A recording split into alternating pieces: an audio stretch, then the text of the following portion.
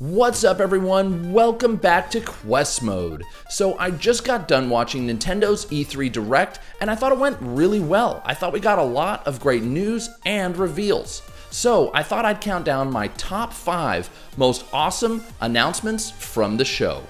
Let's get into it.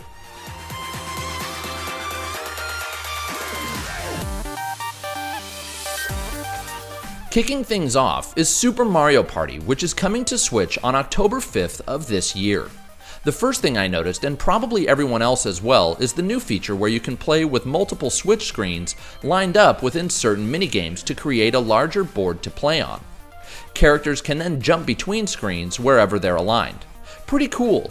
They also showed some minigames that encourage a 2-on-2 style where teams have to strategize against one another. So it appears Nintendo is really encouraging you to play with multiple Switch screens at once. But what if I want to invite 3 friends over who don't have a Switch?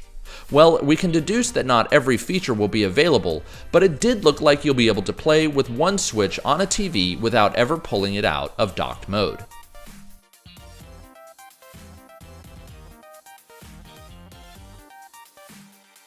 So it wasn't a huge secret that Hollow Knight was coming to Nintendo Switch. But what we didn't expect was for it to be available right now. That's right, it's currently available in the eShop. This is yet another Metroidvania, but that's fine by me as it's one of my favorite genres. Also, this is one of the best reviewed Metroidvanias that has yet to come to Switch, with a healthy Metacritic score of 86. The map is huge and varied, the boss battles are epic and tough, and the hand-drawn graphics are absolutely gorgeous. The game also borrows a little from the Souls games in that when you die, you've got to slay your ghost in order to reclaim the hard-earned cash you lost when you met your doom. And speaking of money, this game gives you a huge bang for your buck. Just finishing the game can take well over 20 hours, and completing it to 100% will likely take most players over 30 hours. If this is your type of game, and even if it's not, it's definitely worth checking out.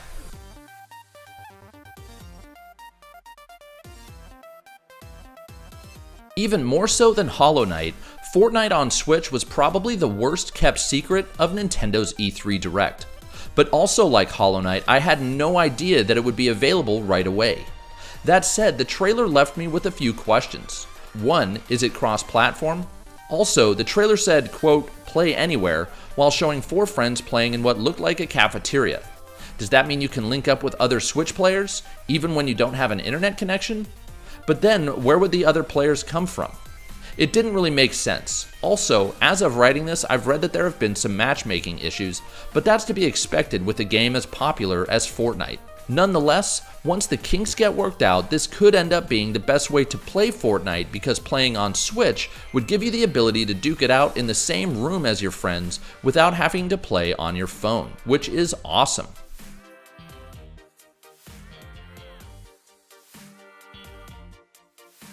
We've been expecting this one for a while now, and Fire Emblem Three Houses is a big deal because it's been so long since we got a proper Fire Emblem game on a console.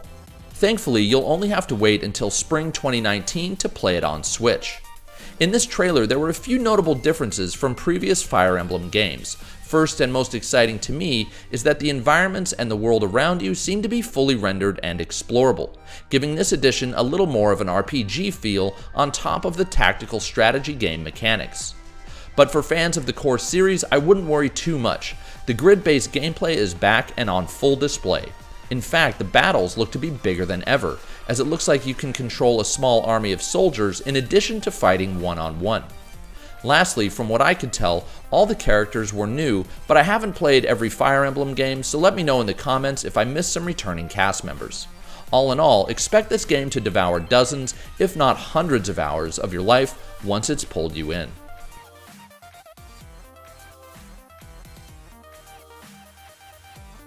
Nintendo really knocked it out of the park, or rather, the arena, with their deep dive into Super Smash Bros. Ultimate. In fact, they covered so much that I don't even know where to begin.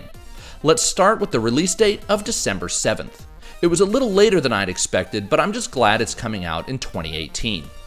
Next, Nintendo dropped a bomb when they announced that Smash Bros. Ultimate will feature every Smash character in the history of Smash.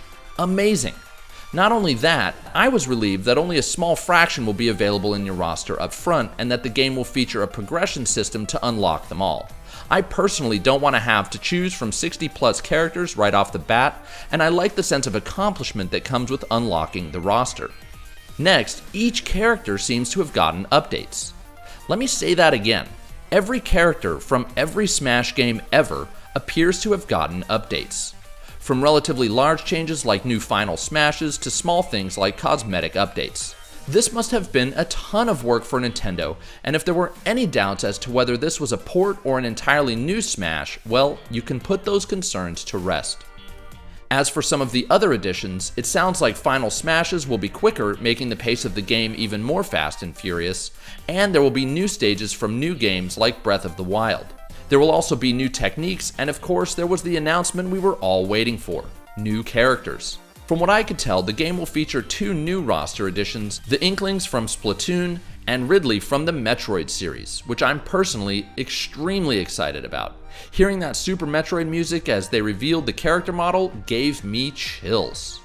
And did I mention that the game will support the GameCube controller? Way to go, Nintendo! Well, there you guys have it. Those are my top 5 reveals from the show, but Nintendo had a ton of other announcements, so I definitely encourage you to go watch the entire Nintendo Direct if you haven't already. And as always, thank you so much for watching the entire video. If you enjoyed it, give me a thumbs up. If you didn't, give me a thumbs down. And you'll definitely want to subscribe to my channel because I'm headed to the E3 show floor today, tomorrow, and Thursday, so you'll definitely want to stay tuned for that. But until then, we'll see you in the next video.